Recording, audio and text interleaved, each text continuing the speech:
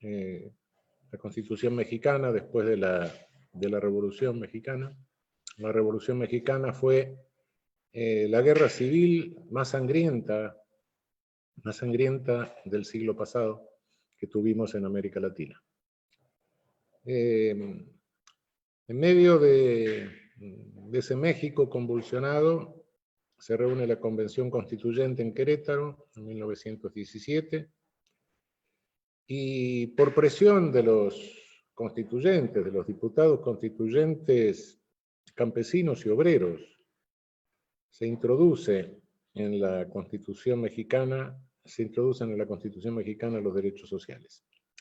En contra de la opinión de los licenciados formados en la Universidad del Porfiriato, en la Universidad elitista, que sostenían que eso era materia de legislación ordinaria y no de la Constitución. Contra esta opinión venció la de los diputados campesinos y obreros, y así, por primera vez en una carta constitucional en el mundo, aparecen los derechos sociales. Por cierto, también los europeos dicen que son los primeros, etcétera, con la Weimarer Grundgesetz de 1919, pero es 2 años posterior a la Constitución mexicana. Es importante tener en cuenta que esto surge en América Latina, de la misma manera que ahora han surgido los primeros balbuceos de un derecho constitucional ambientalista en las constituciones del Estado Plurinacional de Bolivia y de la República del Ecuador. Son signos importantes para revelar la particular capacidad creativa que tenemos en nuestro derecho público en la región. Capacidad que a veces es discutida en otros ámbitos o es a veces ignorada. Lo cierto que todo esto, así como los otros derechos, alcanzan jerarquía constitucional a partir de 1948. De jerarquía internacional, quiero decir, a partir de 1948, con la Declaración Universal de Derechos Humanos. Pero tengamos en cuenta que la Declaración Universal de Derechos Humanos es importante, pero en su momento, en 1948, no dejaba de ser una declaración de un órgano internacional. Y una declaración en el plano del derecho internacional tiene el valor jurídico de una manifestación de buena voluntad, nada más. Es decir, esa declaración surge por, bueno, los autores más o menos sabemos la historia, pero en realidad surge en un momento muy particular. La posguerra, la última posguerra, cuando el mundo se aterra frente a lo que había sucedido en la Segunda Guerra Mundial, se aterra frente a la guerra, pero fundamentalmente frente a la Shoah, y también porque la guerra en el Pacífico termina de una manera que también infunde miedo. Por primera vez se había liberado energía nuclear y se había usado el armamentismo nuclear sobre Japón con las bombas de Hiroshima y Nagasaki. Y se tomaba conciencia de que se disponía de un arma, de un poderosísimo poder letal, que podía ser de destrucción masiva. Es decir, que en las manos del ser humano por primera vez se encontraba un arma capaz de destruir masivamente o de extinguir la vida humana. Estas 2 cosas nos señalan que los derechos humanos a nivel internacional llegan no por efecto de reflexión, sino por efecto de miedo, de temor. Por cierto, había habido atrocidades anteriores a la Segunda Guerra, sobre todo en el último tiempo, las que había cometido el colonialismo europeo en África. Pero claro, los muertos tenían demasiada melanina. Cuando todas esas atrocidades, en una conjunción bastante particular, suceden en el propio territorio metropolitano, entonces, y los muertos tienen tan poca melanina como sus propios líderes, ahí cunde el terror. Tengamos en cuenta que esta declaración no alcanza el nivel de normativa internacional sino hasta muchos años después. Pasaron casi 30 años hasta que se considere que la Declaración Universal de Derechos Humanos es parte constitutiva de la Carta de las Naciones Unidas, hasta que finalmente se establezca el sistema universal de derechos humanos con los pactos de derechos civiles y políticos y de derechos económicos, sociales y culturales. Esto recién sucede en la década del 60.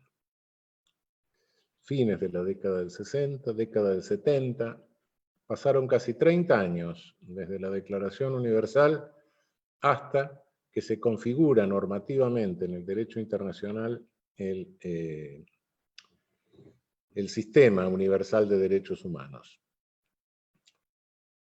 En el plano regional,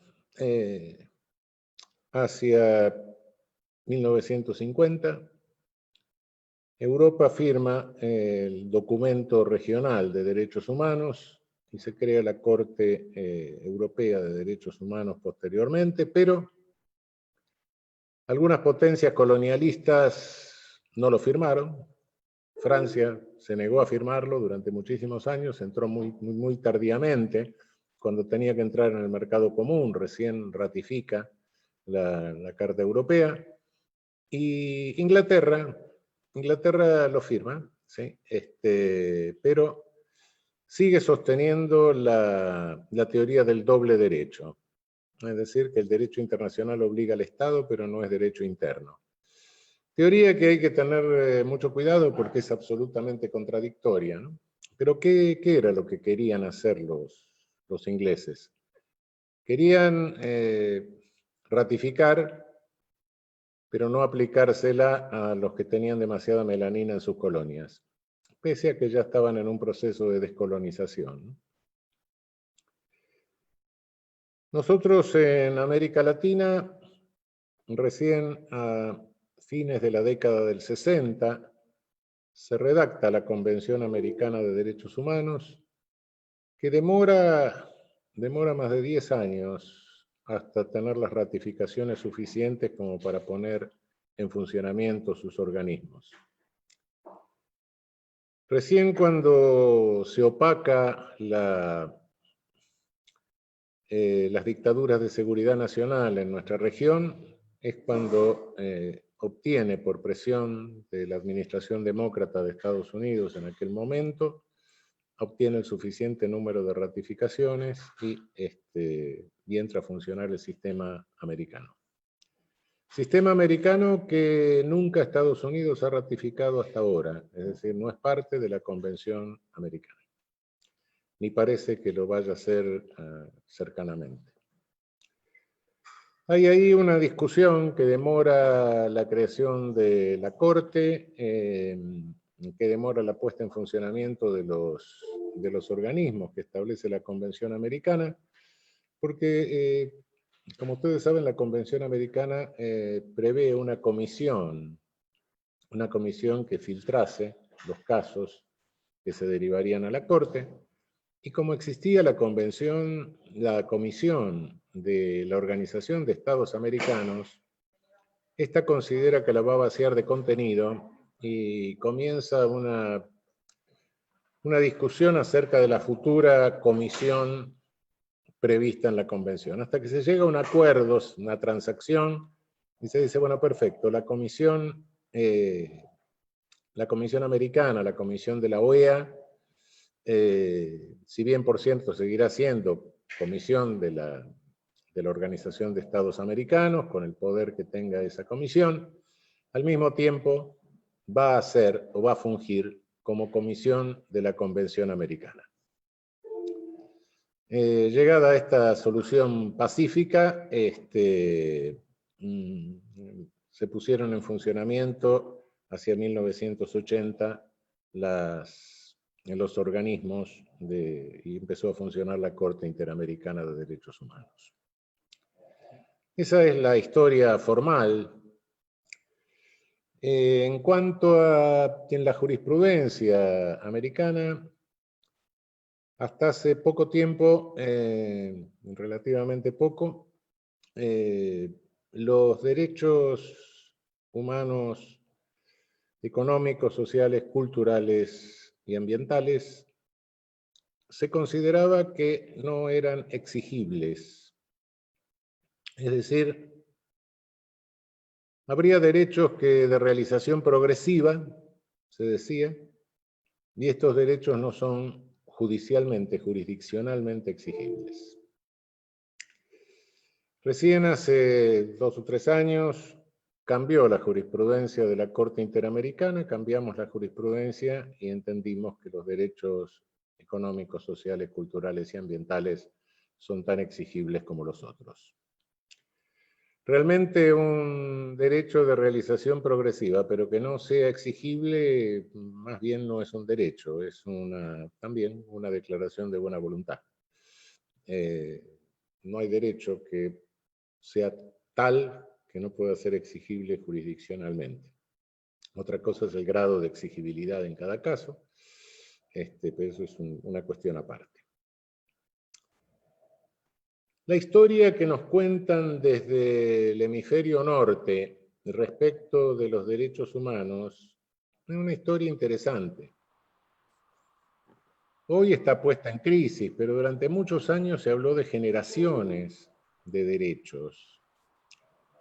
Y conforme a esta clasificación de generaciones, habría 3 generaciones de derechos. Uno serían los derechos humanos individuales, otros los derechos humanos sociales y otros derechos humanos de tercera generación. Y nosotros hemos repetido muchas veces esta clasificación totalmente arbitraria, pero desde nuestra posición geopolítica, es decir, desde el hemisferio sur, el orden de generaciones y el orden de prioridades, no solo de generaciones en sentido cronológico, sino de prioridades en sentido de urgencias, de necesidades, es el inverso. Entre los derechos humanos de tercera generación, conforme a esta clasificación del hemisferio norte, estaría el derecho humano al desarrollo, el derecho humano al desarrollo progresivo. Y la verdad sea dicha que si nos fijamos en nuestra historia, en nuestra cronología, voy al primer argumento, el primer derecho humano históricamente para nosotros fue el derecho humano al desarrollo. ¿Por qué? Porque sin independencia no es posible el desarrollo. Sin independencia, una sociedad trabaja para otro, que se lleva el valor agregado, y por ende no lo puede reinvertir en beneficio propio, y en consecuencia el desarrollo se frustra. Esto para nosotros es muy claro. Hemos pasado y seguimos pasando, desde la posición geopolítica en que estamos, una situación de subordinación colonial, con distintos momentos, pero cronológicamente la primera lucha que nosotros tuvimos fue la lucha por la independencia. La primera lucha no solo de los héroes de la independencia nuestra, sino la lucha ancestral. Una lucha que empieza prácticamente cuando ese navegante que ocultaba cuidadosamente sus ancestros, porque también era un discriminado, un marginal, llega a América y los europeos descubren América. A partir de ese momento comienza una lucha por los derechos de los habitantes de América, derechos que el primero que se afecta gravemente es el derecho a la vida. Virtualmente los europeos tenían animales domésticos que habían domesticado y esos animales le habían transmitido epizotías. Esas epizotías le habían creado defensas orgánicas, defensas que nuestros originarios no tenían. Y cuando llegaron los europeos, es decir, llegó la historia según Hegel, lo que llegó fueron las epizotías que casi acaban con la población originaria de nuestro continente. Además de eso, naturalmente llegó la explotación, llegó la destrucción de las economías prehispánicas y bueno, nuestra lucha por la independencia es muy anterior al siglo XIX.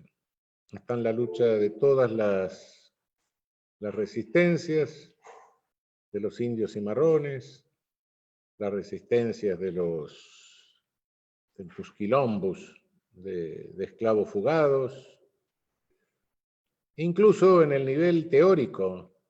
Quizá la primera discusión filosófica seria de la modernidad haya tenido lugar con el padre Las Casas y la discusión que se registra posteriormente en España. Es decir, Las Casas fue el primer defensor de derechos humanos de nuestra historia. Y naturalmente, defensores de derechos humanos fueron los héroes de nuestras independencias, sin lugar a dudas. Eso en el plano cronológico, digamos, de modo que tenemos que invertir, por lo menos desde el plano cronológico, del plano histórico, esta clasificación que nos viene a nosotros del hemisferio norte. Pero no solo hay una razón desde el punto de vista cronológico o histórico para invertir esta clasificación por generaciones, sino que la hay desde el punto de vista óntico. ¿Cuál es la más grave afectación de derechos humanos que tenemos en el continente? Bueno, alguien diría afectación del derecho humano a la vida como derecho humano privilegiado del cual dependen los otros. Si no hay vida, bueno, nadie es titular de derechos. Sí, efectivamente, pero ¿cuál es la mayor lesión que tenemos nosotros al derecho humano a la vida en la región? Es el subdesarrollo. No cabe la menor duda acerca de esto. No se ha hecho, pero quizá en el plano de las ciencias sociales sería indispensable algunas veces cuantificar el desastre. Cuantificar cuántas vidas humanas nos cuesta el subdesarrollo. ¿Cuántas vidas humanas nos cuesta en muerte violenta? Nosotros en la Argentina, por suerte, tenemos índices bajos, como los tiene Uruguay, como los tiene Chile, más o menos, Bolivia, Paraguay, bueno, Perú. Pero luego el resto de América Latina, tengamos cuidado, con alguna excepción, puede ser Costa Rica, etc., tiene unos índices altísimos de muerte violenta, muy altos. Nuestro vecino nomás, Brasil, tiene un índice de muerte violenta de 24 o 25 por 100.000 anual. Nosotros, muy pesimistamente, creo que estamos alrededor del 5.5 por 100.000 anual. México ha perdido la cuenta también. Además hay ciertas dificultades de registro y además hay un número de miles de desaparecidos. América Central, excepción hecha de Costa Rica, tiene unos índices muy alarmantes. Costa Rica y Nicaragua. Venezuela tuvo un salto. No. Es decir, los países con más alto índice de muerte violenta, conforme a los registros oficiales de Naciones Unidas, es decir, que pasan los 20 por 100.000 anuales, de los 20 y tantos, 23, 24 países que pasan ese índice, 19 se encuentran en nuestro territorio americano o en el Caribe. No por coincidencia, no por azar, también tenemos los coeficientes de Gini más altos del mundo, es decir, los coeficientes que marcan la injusta distribución de la riqueza. Si esos muertos de muerte violenta sumamos los suicidios, o frustración existencial, o falta de asistencia a la tercera edad, etc. Si sumamos los muertos por atención selectiva a la salud como crisis de nuestro sistema de salud, efecto de privatizaciones y todas esas cosas que hoy estamos viviendo dramáticamente. Si sumamos los defectos en campañas sanitarias y en campañas de vacunación. Si sumamos los muertos por inseguridad laboral. Si sumamos los muertos por la inadecuación de nuestros caminos, de nuestras rutas, a los vehículos que nos imponen y que fabricamos y compramos y andamos y manejamos alegremente, realmente creo que esa suma nos daría, y algunas otras, nos daría una serie de víctimas anuales muy superiores a lo que fuesen las bombas de Hiroshima y Nagasaki. Es decir, el subdesarrollo nos está costando a nosotros en la región claramente un genocidio por goteo. No es el genocidio que se comete así de repente, sí, pero lo vamos cometiendo año a año, momento a momento, de modo que de todos los derechos humanos, el primero, no solo cronológica, sino ónticamente, es el derecho para nosotros, el derecho humano al desarrollo progresivo. Desafortunadamente hemos pasado a lo largo de nuestra historia por distintas etapas de colonialismo, que nos ha impedido, nos ha frustrado el respeto a este derecho. Cuando terminó la gesta de la independencia, nuestros héroes nacionales, los héroes de nuestra independencia, de todo el continente, que en realidad, sí, traían la ideología liberal, es cierto. Eran liberales auténticos. Eran verdaderos liberales. El liberalismo tiene dos caras. Tiene una cara positiva, impoluta, que implica una pulsión de libertad, pero tiene otra. El liberalismo, de donde salen los derechos individuales, los derechos humanos individuales, fue la ideología de una clase en ascenso en Europa, como resultado de la Revolución Industrial. Y la Revolución Industrial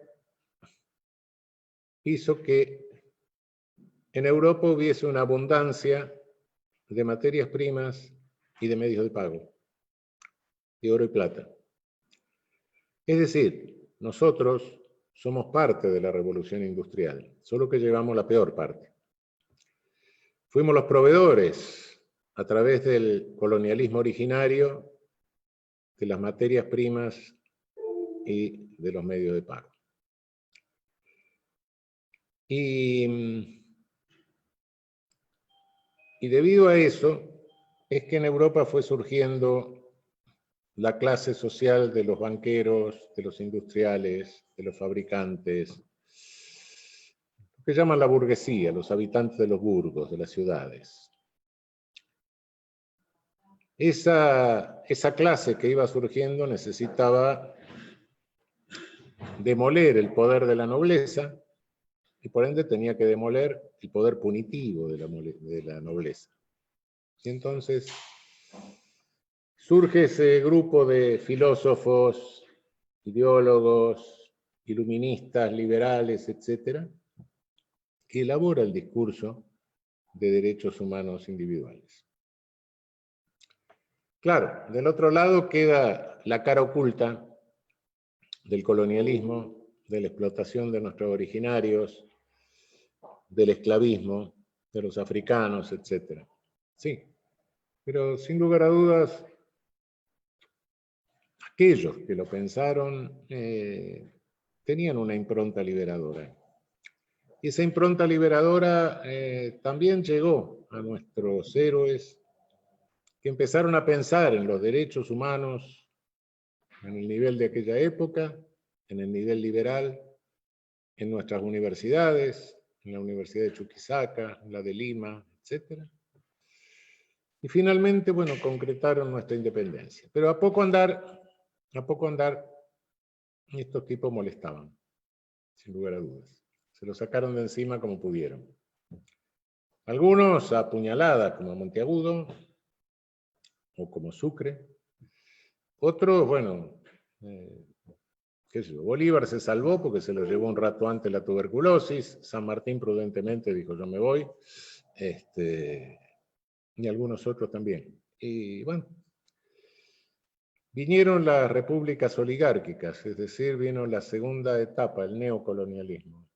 Ese neocolonialismo que dominó a través de nuestras oligarquías regionales, cada oligarquía nacional, el porfiriato mexicano, la oligarquía vacuna nuestra, República Bella brasileña, patriciado peruano, etc., los varones del estaño de Bolivia, etc. Bueno, dominó en cada uno de nuestros países y montó repúblicas con constituciones liberales en el papel, pero con realidades de explotación que continuaban.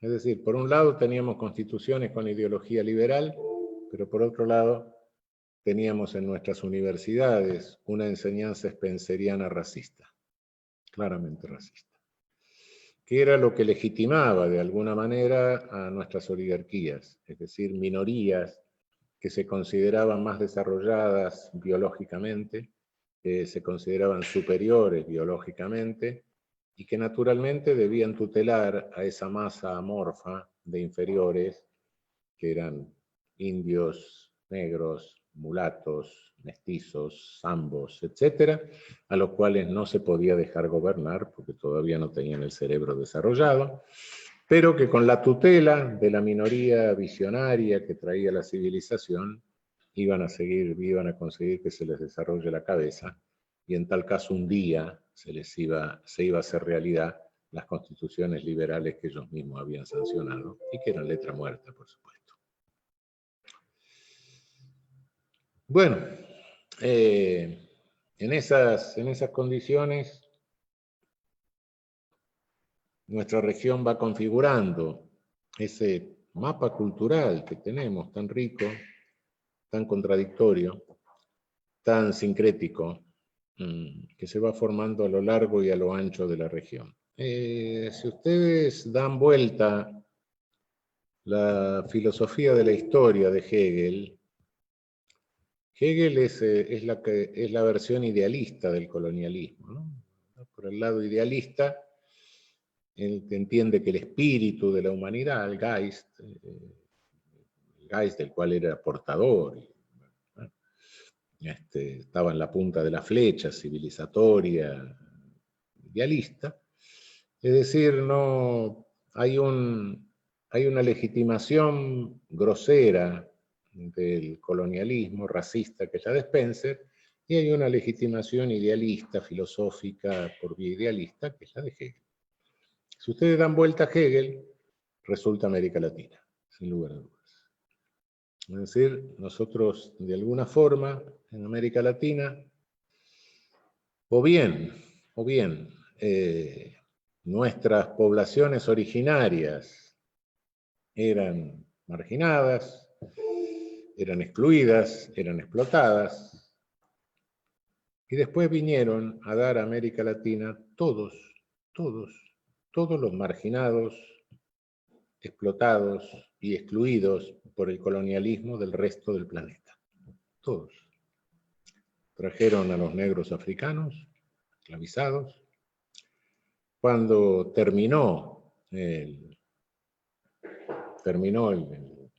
se puso fin al tráfico negrero por el Atlántico, esclavizaron chinos por el Pacífico.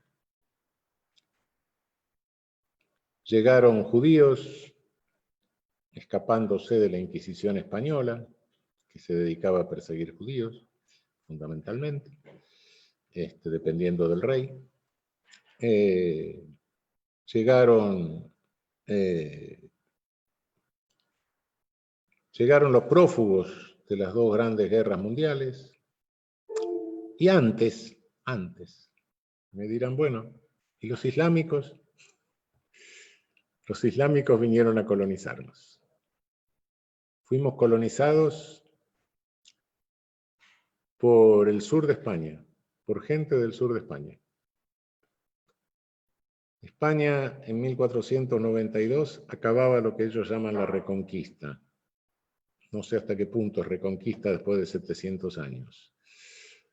El sur de España, los andaluces, cristianizados a garrotazos, islámicos, cristianizados a garrotazos, y la población española que nos coloniza es población de andaluces. No hablemos de los portugueses, que como tenían muy poca población, para colonizar, cuanto prófugo había o cuanto tipo perseguido había por Europa, lo agarraron y lo trajeron para América. Somos eso, somos la cara contraria al colonialismo. Es decir, llevamos 500 años de pelea por el derecho humano al desarrollo progresivo. Es decir, por el derecho humano de tercera generación. Y hoy nos encontramos con un mundo complejo, donde pasó el neocolonialismo. Yo creo que el neocolonialismo tuvo dos etapas en las cuales se nos privó de nuestro derecho humano al desarrollo progresivo. La primera fue la que me referí, de las repúblicas oligárquicas, pero estas repúblicas oligárquicas se debilitaron, estas oligarquías se debilitaron por efecto de los movimientos populares que hubo en América Latina. El cardenismo mexicano, el esquismo ecuatoriano, el varguismo brasileño, el APRA peruano, el peronismo y el irigoyenismo en la Argentina, etc. Ya después no pudieron seguir colonizándonos valiéndose de nuestras oligarquías que estaban debilitadas. Entonces hay una segunda etapa de neocolonialismo, un poco más breve, que es la etapa de seguridad nacional. Es decir, alienan a las cúpulas de nuestras Fuerzas Armadas regionales con el mito de la guerra continua, una especie de trotskismo al revés, de la guerra permanente entre Oriente y Occidente, y hacen de nuestras Fuerzas Armadas fuerzas de ocupación de nuestros propios territorios. Pero la técnica de ocupación termina. Creo que después de Malvinas se cierra esa etapa y empieza la actual etapa de tardocolonialismo, ejercido a través de tardocolonialismo que responde a una pulsión totalitaria financiera como resultado de la financiarización de la economía, que desde el norte manejan corporaciones que van ocupando el lugar de la política, desplazan a la política, y que tiene sus virreyes en el sur a través de partidos únicos de medios monopólicos, que son los únicos aparatos que crean realidad. Por supuesto, absolutamente incompatibles con cualquier democracia plural. Son los propulsores de las candidaturas de estos virreyes en nuestros países, y el método de dominación colonial, de este tardocolonialismo, ya no es la ocupación territorial, que es muy cara, es muy complicada, sino que es un método mucho más sencillo, que es el endeudamiento astronómico de nuestras economías, con lo cual se lleva gran parte de nuestro PBI, es decir, del valor agregado del trabajo de nuestros pueblos, y lo que quiere llevarse fundamentalmente son las materias primas, las riquezas naturales. Esta tercera etapa tiene un discurso, que es el discurso, en este momento, el discurso contrario a los derechos humanos. No es el discurso nazi, no es el discurso fascista, no es el discurso stalinista, no. Es el discurso llamado neoliberal, que es la ideología que manifiesta con que encubre su rostro este totalitarismo financiero. Es el discurso contrario a derechos humanos. Uno de los evangelistas de este discurso llamado neoliberal, de esta ideología neoliberal, fue Friedrich von Hayek. Este austríaco, von Hayek, escribe con toda claridad en uno de los trabajos más difundidos, los trabajos fundacionales de esta ideología más difundidos, con toda claridad dice: nadie tiene derechos por el mero hecho de nacer. Es decir, exactamente lo contrario. A partir de ahí se invierte. Es exactamente la antípoda de los derechos humanos, que pretende ser una incipiente ciudadanía mundial, ciudadanía universal. Hoy la confrontación discursiva está entre eso. El discurso neoliberal, de la ideología neoliberal, es un reduccionismo economicista. Todos los totalitarismos han tenido discursos reduccionistas, así como el discurso spenceriano era un discurso de reduccionismo biologista, el discurso nazista era también un discurso de reduccionismo biologista, aunque en otro sentido. Menos quizá el discurso fascista, que era un discurso que glorificaba el Estado. Más bien por el lado idealista de Hegel. Pero esto es un discurso simplista, conforme al cual todos nos movemos en función de reglas de mercado, porque el objetivo que tiene el ser humano, en la concepción antropológica del Homo economicus, es reunir dinero. En consecuencia, todo lo que hacemos es en función de reglas de mercado. Es un reduccionismo. Y todo lo que conseguimos es por mérito propio, es decir, por luchar. Luchar, y todo lo que conseguimos es legítimo exclusivamente por método propio. Como si viviésemos fuera de la sociedad, aislados totalmente, cada uno con un taparrabos, peleando y consiguiendo cosas. Esta es la situación que confrontamos hoy. ¿Y cómo se destruyen los derechos humanos? Y fundamentalmente el derecho al desarrollo progresivo. Aparte de esta dominación, etcétera, como el efecto material, por supuesto, la forma de dominación económica que tienen nuestros pueblos, el objetivo es debilitar nuestros estados, debilitarlos. Tengamos cuidado con eso, porque ahí está la clave del asunto, ¿no? Nosotros a veces simplificamos las cosas, a veces yo mismo lo he hecho.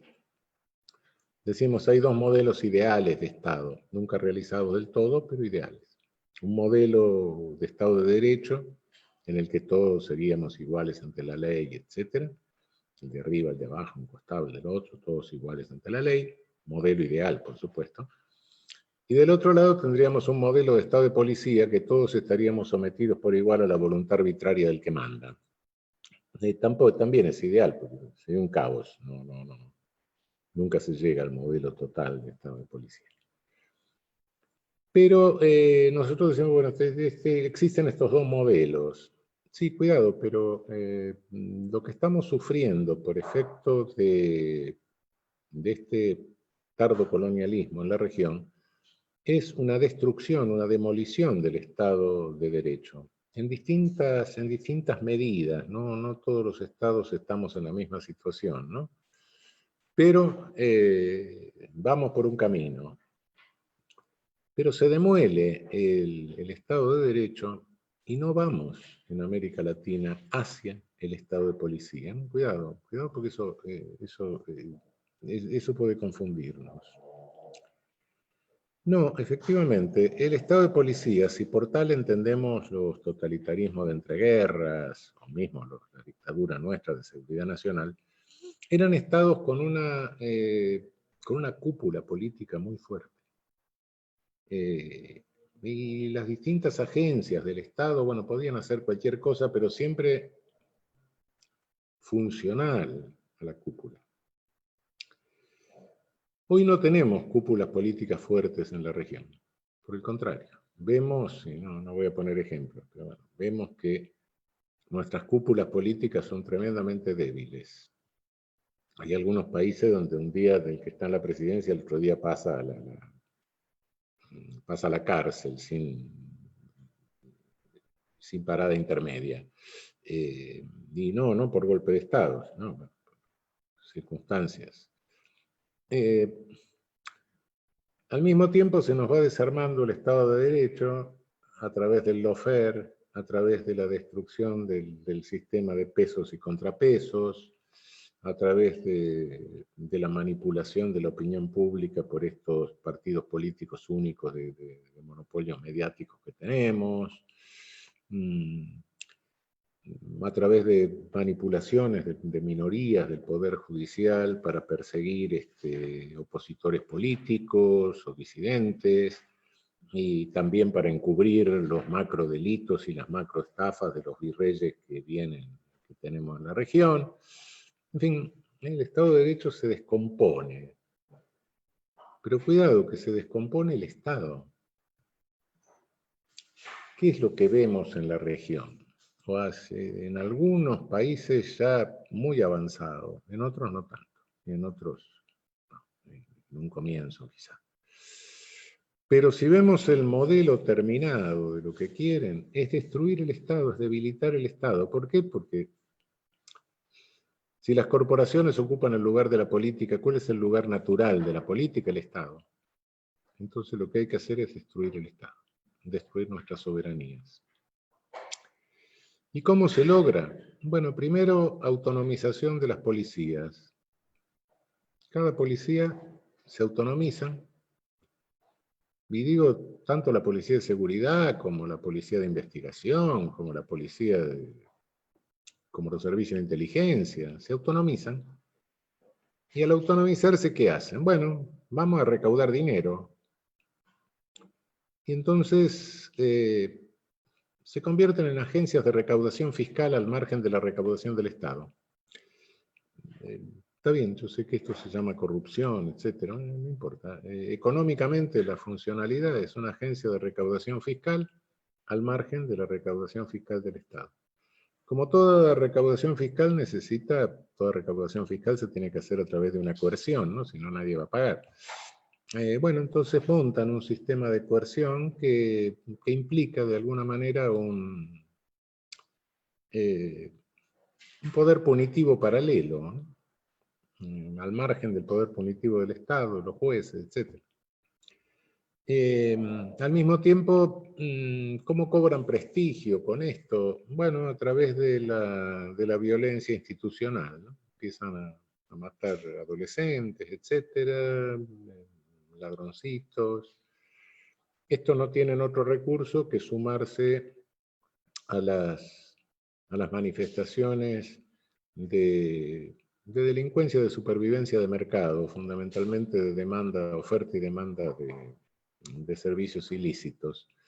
Eso se lo llama hoy crimen organizado, organized crime, etc. No me gusta la denominación. En realidad es oferta y demanda de servicios ilícitos en el mercado. Y naturalmente esto genera también una especie de mafia ahí donde se recauda y también tiene su sistema punitivo propio. Y bueno, esto genera cierto caos social, intranquilidad. La población empieza a sentirse desamparada. Surgen movimientos de autodefensa. De esos movimientos de autodefensa surgen parapoliciales, paramilitares, y bueno, a su vez esos movimientos también recaudan y también tienen un sistema punitivo propio al margen del Estado. Entre estas policías y estos grupos de autodefensa y estas manifestaciones de delincuencia de mercado, se establecen relaciones de conflicto y relaciones de cooperación de lo más extrañas, y esto termina por cautizar todavía más a la sociedad, ¿no? Entonces, algún precario político que esté a la cabeza de esta cúpula débil que tenemos, de estas cúpulas débiles que tenemos, no tiene mejor idea que meter a las Fuerzas Armadas en función policial. Que como no están preparadas para eso, lo primero que hacen es cometer una serie de errores que los malquistan con la población, les quitan todo prestigio, todo mérito, etc. Las confrontan con la población, en definitiva, y que terminan a la larga también montando su sistema de recaudación y su sistema punitivo propio. Es decir, cuando uno ve esto ya cerca del final, ¿de qué se trata? Se trata de una pérdida de Estado.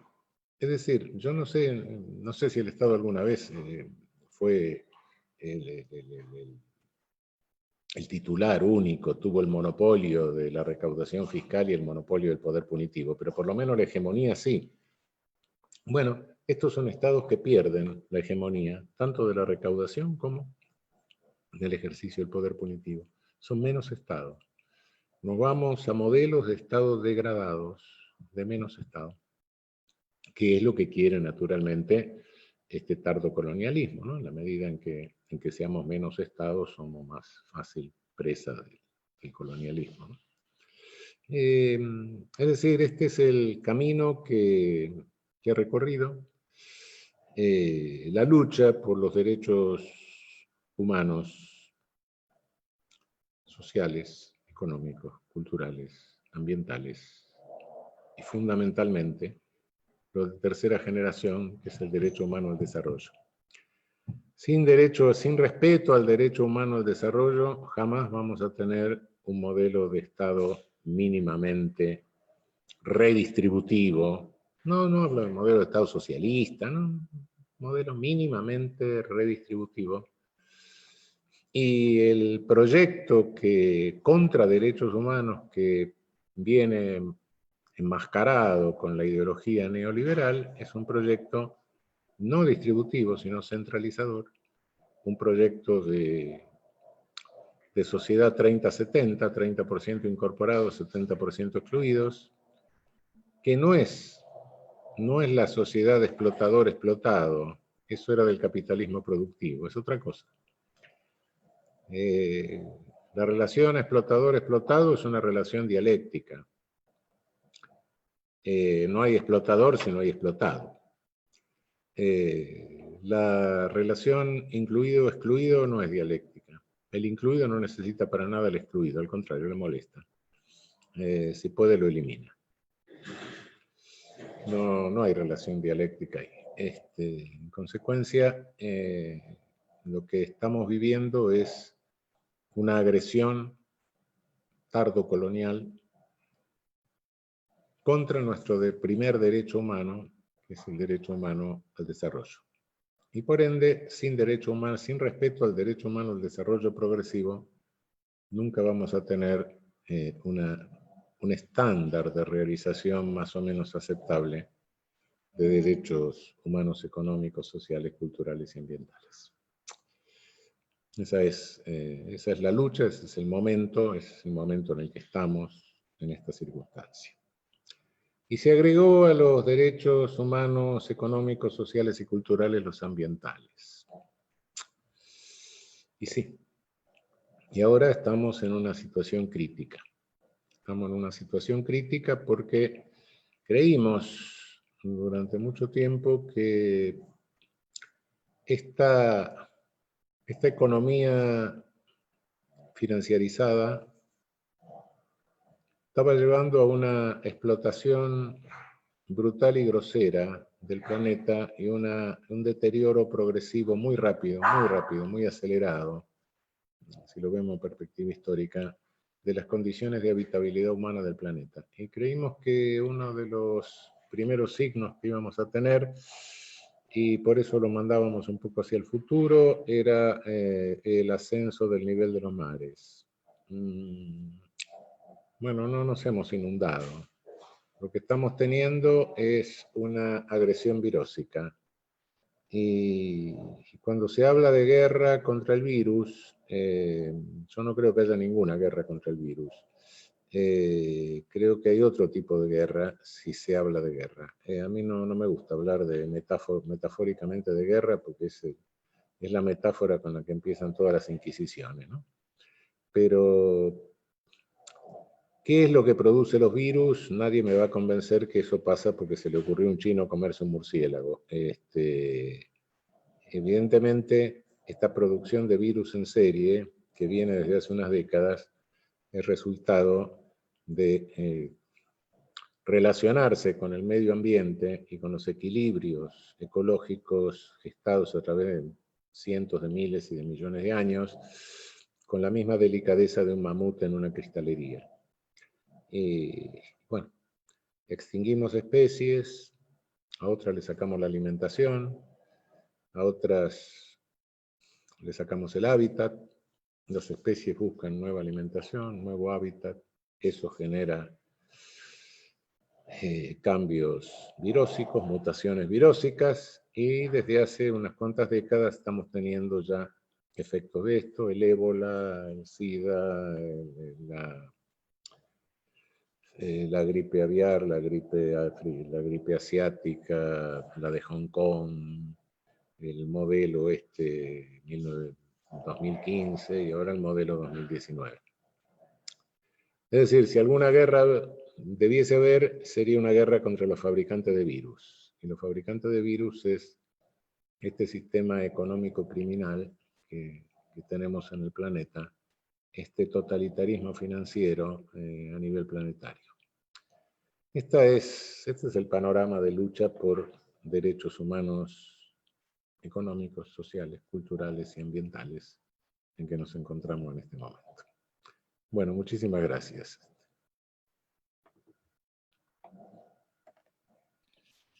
Gracias, Raúl. Nos queda media hora para hacer un debate con vos, así que invitamos a todos y a todas a participar, a aprovechar tenerlo a Raúl a disposición.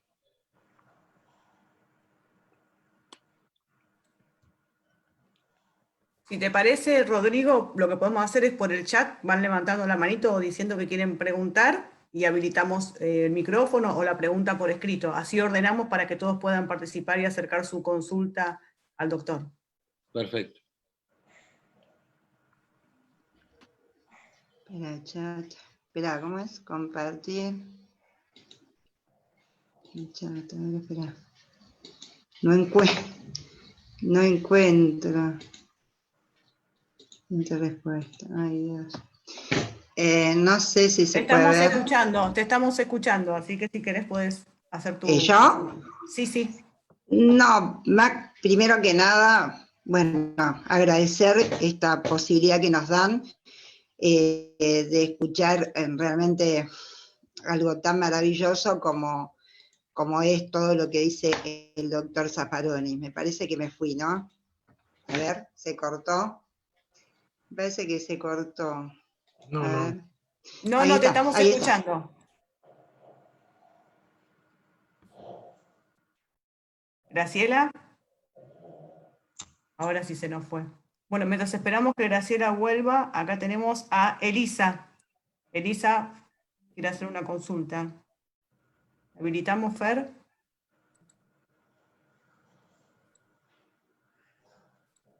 ¿Dónde está? Elisa.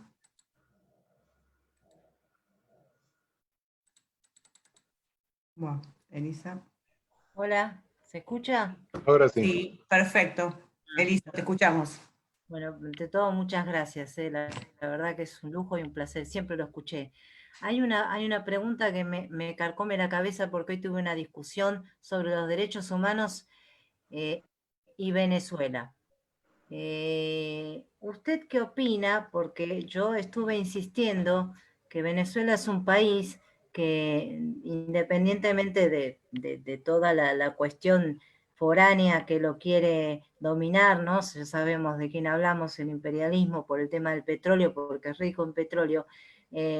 ¿Usted cree que sus derechos humanos realmente están siendo avasallados? Porque ellos resisten, yo veo que es como Cuba, que resisten, que le dan pelea, que son nacionalistas, defienden muchos, el pueblo está totalmente convencido de su nación, de que la ama, pero yo no puedo lograr entender qué es lo que está pasando internacionalmente con respecto a Venezuela, porque son muy pocos los países que han salido a defenderlo e inclusive ¿no? a ver qué pasa que Estados Unidos mete sanciones como si fuera el dios ejecutor de las sanciones a los países como a Venezuela, como a levantar la sanción de Corea si Corea del Norte deja de trabajar en las armas nucleares. O sea, ¿qué es lo que nos está pasando en el mundo?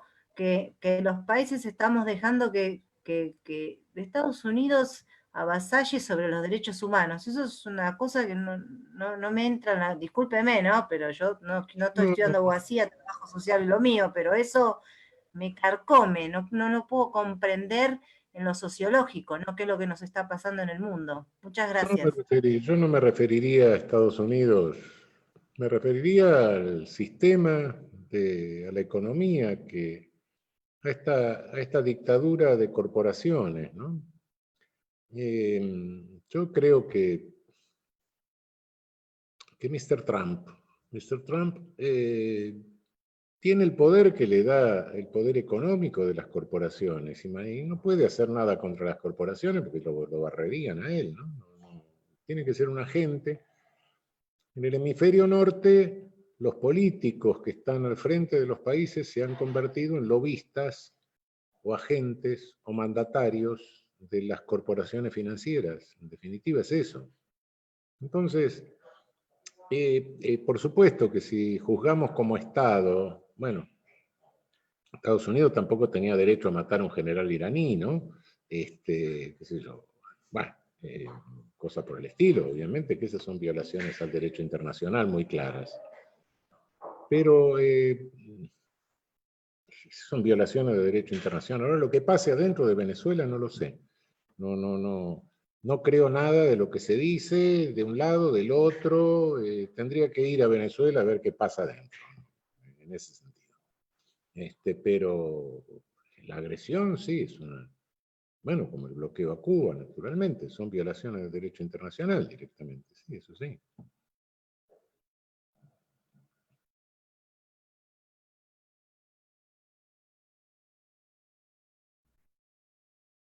Bien, sí, gradualmente vayan acá anotándose por el orden de preguntas, como dice Fernando. Ahora habilitamos a Adrián Albor y Fernando, que es nuestro colega TIC, va registrando lo que ustedes consulten y todos van a poder hacer su pregunta, pero para hacerlo más que nada ordenado. Así que ahora habilitamos a Adrián. Muchas gracias. Bueno, muy breve. Felicitar y no nos vamos a detener en eso, realmente un gusto enorme. Pero la pregunta concretamente para Raúl es si entiende, a ver si yo me equivoco, creo que nunca hubo una sincronización de gobiernos progresistas entre Argentina, Brasil y México, y quiero saber si estoy equivocado, y si no estoy equivocado, si esto es una casualidad de la naturaleza o existe alguna fuerza oculta que se encargue de que nunca se dé en los tres países un proyecto progresista. Muchas gracias. Bueno, naturalmente, todo imperialismo, el viejo imperialismo, aquel que correspondía al neocolonialismo, y también este tardo colonialismo, trata de hacer todo lo posible para que estemos lo más separados posible cuando hay, en cuanto a movimientos populares, ¿no? Yo por eso desde hace un tiempo vengo pensando en la necesidad de hacer una internacional populista en América Latina. Sí, claro, bueno, nunca se pudo hacer, pero bueno, ahora este mundo nos impone salir en el post-pandemia como región de alguna manera, y vamos a tener que salir como región porque se está planteando un mundo que ya no es bipolar, que va a ser pluripolar, no sé, multipolar, donde tendremos que actuar y no ningún país nuestro aislado va. Y lo que tenemos en la región sí es un panorama complicado, ¿no? Creo que el post-pandemia va a ser complicado. Pero sí, efectivamente, bueno, ¿por qué América Central nunca logró constituir un país, una nación, un solo Estado? Porque interfirieron siempre, ¿no? ¿Qué es eso? Cuando aparecía alguien, y desde el siglo XIX, que quería hacer de todos los estados de América Central un estado, lo fusilaron, ¿no? Entonces, bueno, eso es. ¿Qué hizo el neocolonialismo con nosotros? Nos hizo estallar, nos balcanizó toda América Latina, ¿no? El Brasil se salvó, la América portuguesa se salvó, y se lo tienen que reconocer a don Pedro II. Es decir, los monumentos a don Pedro II están justificados en Brasil.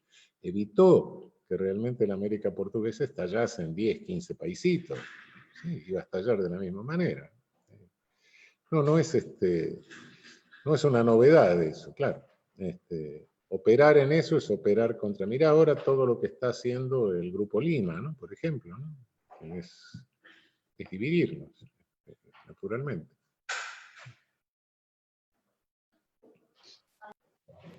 Divide y reinarás, digamos. Y claro, claro. Lo que menos le interesa es tener una América Latina unida.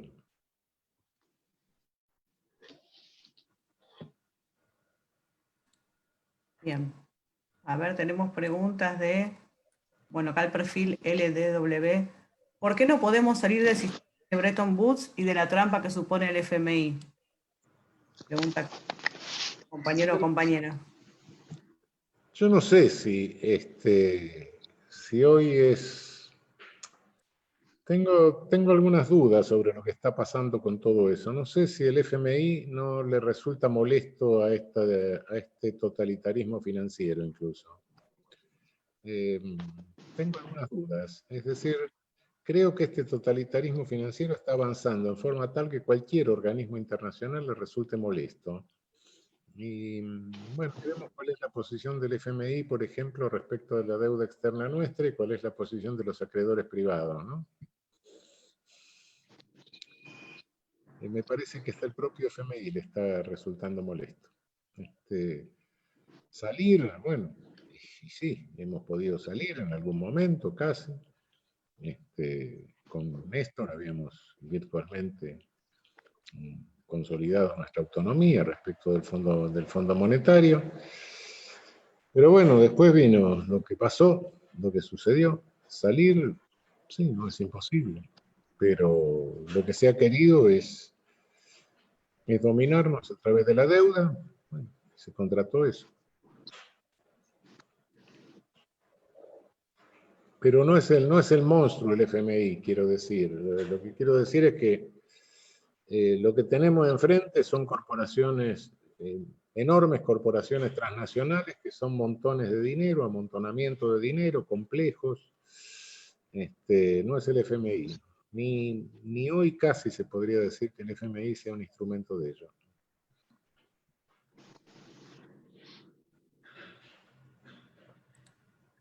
Pablo Garbarino tenía una consulta, ¿no? Sí, sí. Bueno, buenas noches. Hola Raúl, ¿cómo andás? Tanto tiempo. Gusto verte, felicitaciones como siempre. También vi en pantalla a Rodri, bueno, con Rodrigo hablo bastante, y a Renato, que hace mucho no veo, saludos para ellos también. Hablaste mucho del tardocolonialismo y al final tocaste la cuestión ambiental, que es como el nuevo paradigma que el tardocolonialismo no está afectado. También hablaste de las corporaciones financieras y el totalitarismo financiero. Dos preguntas, una interna y otra un poquito más amplia.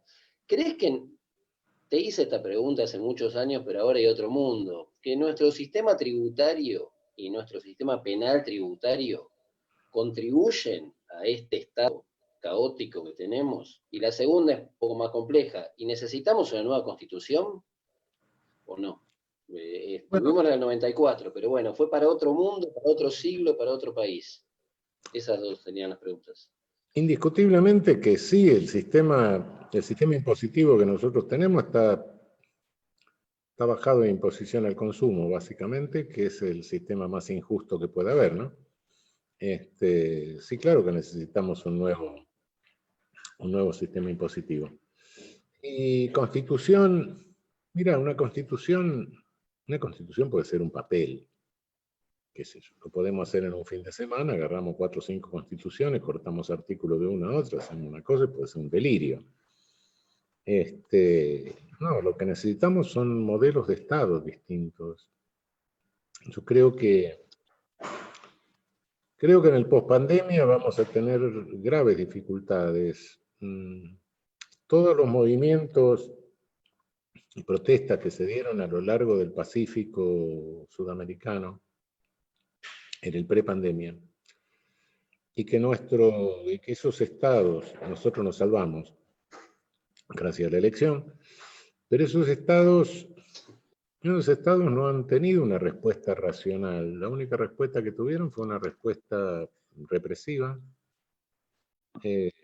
favorecida por un organismo internacional dirigido por una persona que yo no sé, pero nunca he visto una mala praxis diplomática peor.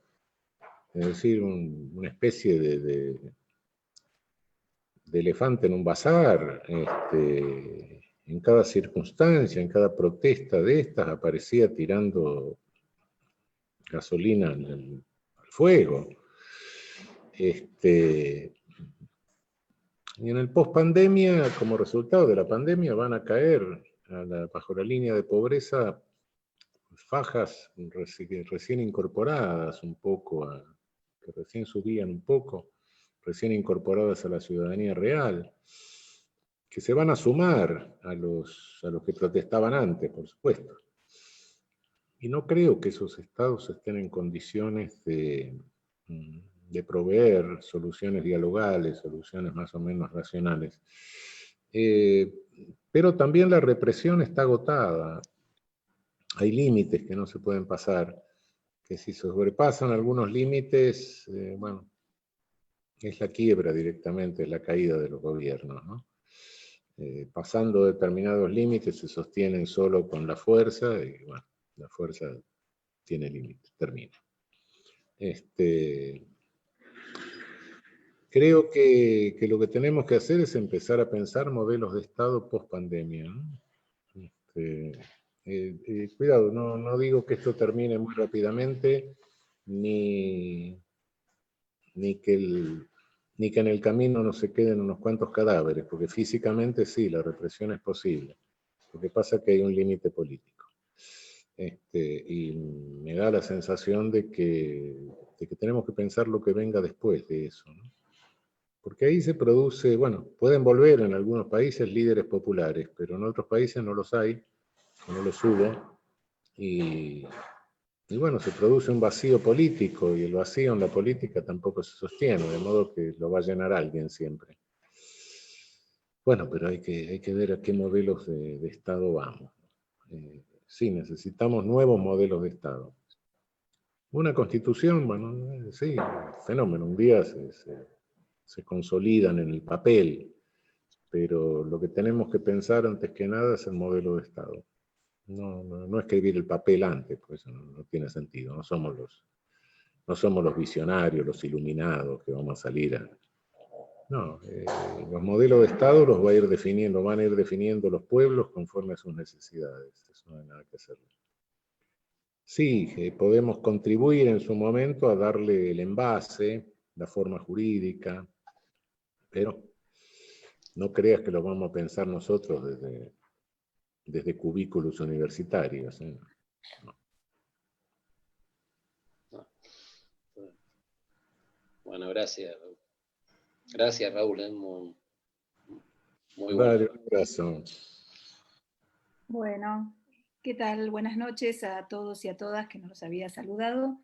Yo voy a leer la siguiente pregunta que aparece aquí para el doctor. Dice, doctor Zaffaroni, ¿cree que una buena estrategia para salir del poder económico hegemónico y el incentivo por parte del Estado es el llamado tercer sector? Sí, puede ser. Pero yo no creo, es decir, cuidado, no creo que podamos tener fórmulas mágicas ni fórmulas simples. Nunca las han tenido los movimientos populares, se manejan en función de coyunturas. En cada coyuntura ver lo que podemos hacer, ver qué espacios tenemos para hacerlo, qué dificultades vamos a chocar, y no hay una respuesta que pueda servir para todas las coyunturas. Se hace camino al andar en eso, no hay nada que hacer.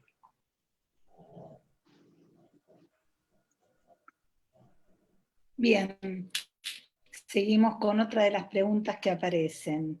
¿Cuál podría ser una estrategia popular para hacer frente al avance de estos virreyes en la región si nuestras propias son los que nos aportan una de las armas más valiosas de las que se valen los grandes grupos económicos que son precisamente los medios hegemónicos de comunicación? ¿Las defensas de nuestros estados deberían ir a una modificación de los mismos? ¿Son realmente formadores de opinión que juegan en contra de nuestros propios intereses? Miren, son partidos políticos únicos, esa es la realidad, o tratan de serlo, son los únicos creadores de realidad. Y la creación de realidad única no es propia de una democracia plural. Las democracias, bueno, la democracia tiene distintas formas, ¿no? La que nosotros escogimos en la región son las democracias plurales, en las cuales la opinión se canaliza a través de partidos políticos. Bueno, hoy los partidos políticos nuestros son esqueletos. ¿Por qué? Porque la opinión la canalizan estos medios monopólicos a lo largo de toda la región. Hay países donde incluso el monopolio es tan fuerte que el resto no tiene voz. Nosotros todavía tenemos un pedazo de otros países donde esto no existe directamente, desapareció totalmente. Entonces se convirtieron en aparatos de publicidad y política y en realidad en partidos políticos. ¿Quiénes llevan adelante las campañas de estos virreyes? Ellos son partidos políticos. Funcionalmente son partidos políticos. Asumen la función que tendrían que tener los partidos políticos. Entonces sí, claro, una de las medidas elementales que tenemos que tener es, indiscutiblemente, a mi juicio, desarmar los monopolios mediáticos. Porque mientras ellos tengan el monopolio mediático, y vamos a chocar con creaciones de realidad completamente absurdas. Tengamos en cuenta que estas corporaciones transnacionales, este poder no tiene límites éticos, no tiene límites legales, es un poder delincuencial a nivel del mundo. ¿El 2008 qué es? ¿Una macroestafa? ¿No explotan trabajo esclavo a distancia? Sí. ¿No practican extorsiones? Y bueno, ¿qué es lo que han hecho los fondos buitres sino una extorsión? No, ¿qué es lo que se hace con una administración de un país donde se lo toma con una deuda y se lo deja con 10 veces más deuda? ¿No es una administración fraudulenta? Sí. Es delincuencial. Entonces, no van a tener ningún límite en crear cualquier cosa. Las cosas que hemos escuchado en el último tiempo, las que estamos escuchando ahora, qué sé yo, queremos establecer el Estado comunista, qué sé yo, no sé, queremos liberar presos para policizar la sociedad, no sé, como el Khmer Rojo, una cosa así, no. Naturalmente estamos viendo que se perdió. Antes las derechas tenían un discurso, ahora no hay discurso, hay una publicidad de cualquier cosa directamente, no hay discurso. No estamos confrontando con alguien que tenga un discurso, una visión, aunque sea elitista, todo lo que se quiera. No, estamos confrontando con con gente que lo único que quiere es obtener más dinero en el menor tiempo posible y listo. Y si no lo obtiene, y si no lo consigue, lo echan y ponen a otro. Porque no estamos discutiendo con dueños del capital. No estamos discutiendo con Henry Ford. Con Henry Ford se podía discutir. Y se podía decir, voy a tirar más para el lado del obrero, voy a tirar más para tu lado, bueno, está bien, etc. Pero hoy no discutimos con Henry Ford, porque no existe. Discutimos con masas de dinero manejadas por unos tecnócratas, que son los Chief Executive Officers los gerentes, y que lo único que estos tipos no tienen capacidad de negociación, porque lo único que pueden hacer es ganar más en menos tiempo, no tienen otra cosa. Ese es el objetivo para el cual están, y si no lo hacen, hay otro que quiere la posición de privilegio de él y le mueve el piso, ¿no? Ese es el asunto.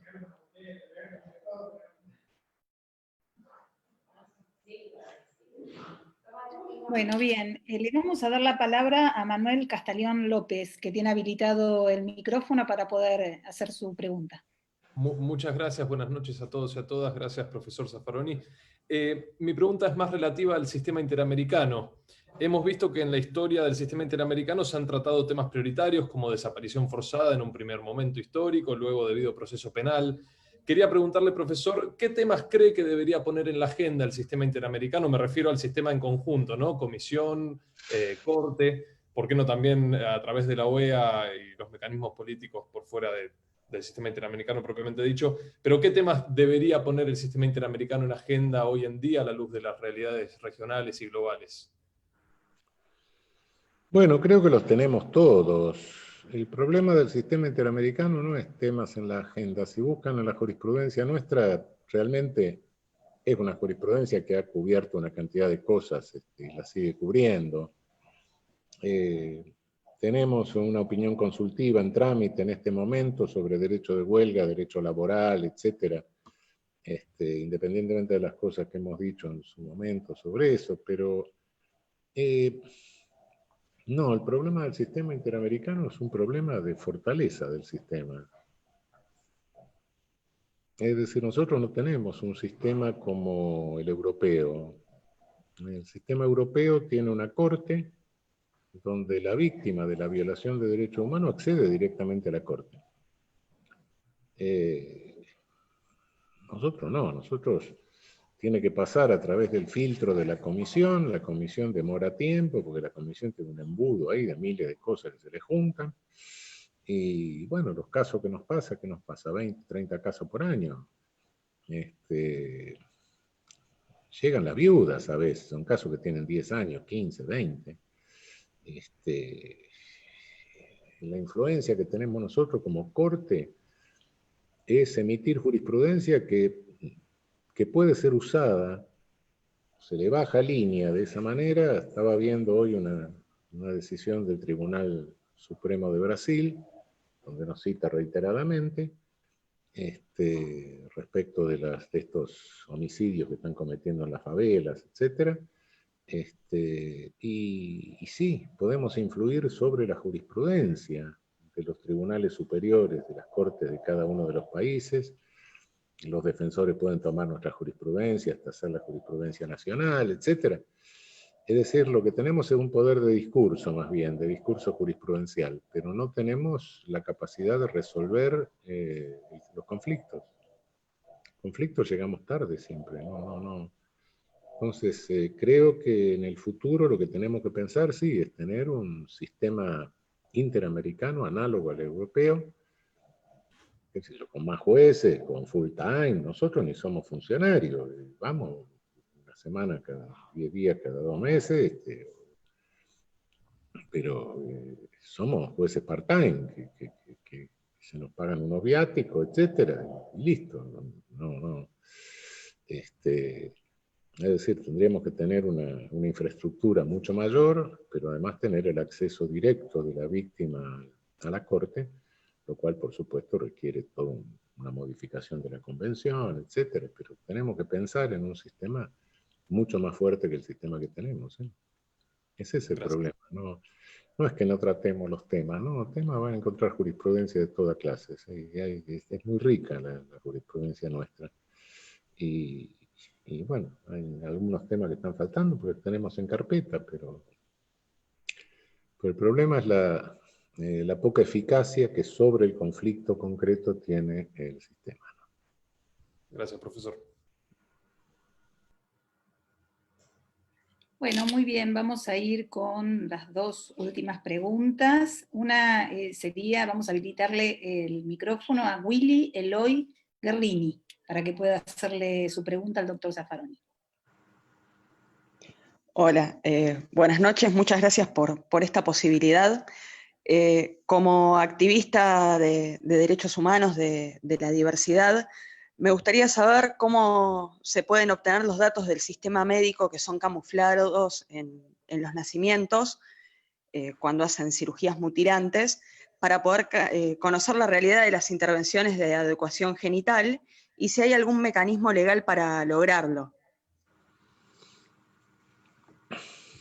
Que yo sepa, no. Es muy específica la pregunta. No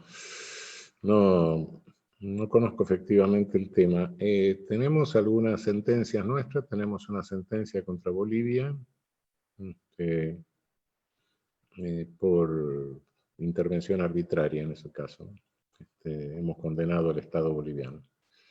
Pero no conozco realmente cuáles son las formas en que se puede trabajar eso. ¿Y se puede armar alguna ley para prohibirle a la comunidad médica las modificaciones corporales? Claro, sí, por supuesto, sí. Habría que pensarlo, pero, es decir,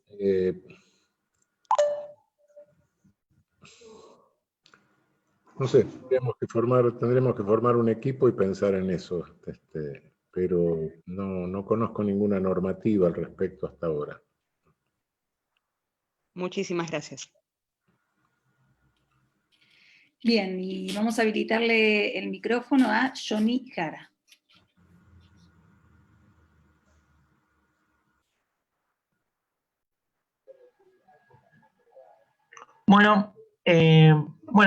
Doctor, le quería hacer esta consulta. Pensando, ¿no?, en esto de que el colonialismo en su última etapa ha venido por el Estado, en cierta manera, a desprestigiar y darle cierta deslegitimidad a las instituciones, y también ver que un poco la pandemia ha dejado en evidencia roles que tienen que tener los estados o cierto tipo de estados, ¿no? Y saber que post pandemia se viene un mundo complejo, pero que también dentro de la complejidad de este mundo, del mundo que viene, abre la posibilidad para tener discusiones más profundas, ¿no? Y en base a este panorama, ¿cómo cree usted que se tiene que encarar estas discusiones claramente sabemos que las sociedades son distintas y que en el caso del derecho no se puede encarar solo desde el lado de vista jurídico, porque me parece que también incluso lleva una discusión política, pero ¿cómo cree usted que en este mundo que se viene se puede encarar esas discusiones teniendo en cuenta ya los procesos que venimos afrontando? Mira, el derecho es un fenómeno cultural, es un fenómeno político, no puede estar separado de la política, es histórico, por otra parte. Pero tenemos que tener cuidado de algo. Creo que de alguna manera se lo decía al amigo que me preguntó antes. Tenemos que tener cuidado de no considerarnos los iluminados. Los iluminados son los pueblos. Guarda. Nosotros tenemos que tratar de captar, no sentimiento popular, intuiciones, no, guarda que todo eso es un macaneo que en una de esas nos puede llevar a un romanticismo reaccionario. No, captar necesidades. Las necesidades las definen los necesitados, las define el otro. Y tratar de ver, bueno, cómo podemos embotellar las soluciones que a ellos se les ocurra por canales racionales. En